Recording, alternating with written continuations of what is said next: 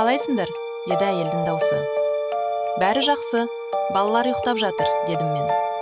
Ол бір сәт үнсіз қалып, жарайды, балаларды жоғарғы бөлмеге апарып жатқызды, тез арада үйден шығып кет. Біз қазір полиция шақырдық. Менің жүрегім зырқ ете түсті. Не болды? Дедім дауысым дірілдеп. Ол қорқыныштан шыққан дауыспен, бізде үйде мүсін жоқ қой, тез шық, деді. Мен сол сәтте қонақ бөлмесіндегі мүсінге қарадым. Ол енді орнында жоқ еді. Бөлмедегі есіктердің бірі жайлап жабылып жатты. Мен қатқан күйі қозғала алмадым. Баспалдақтан біреудің басып келе жатқан, тым ауыр, тым баяу дыбысы естілді. Тап, тап, тап.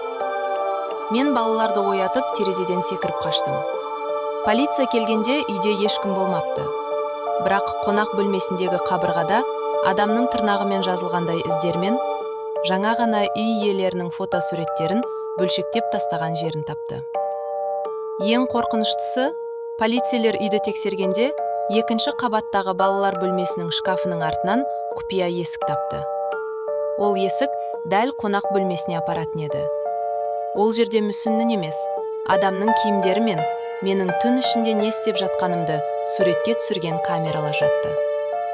Кім болса да ол мені үйге кірген сәттен бастап бақылап отырған.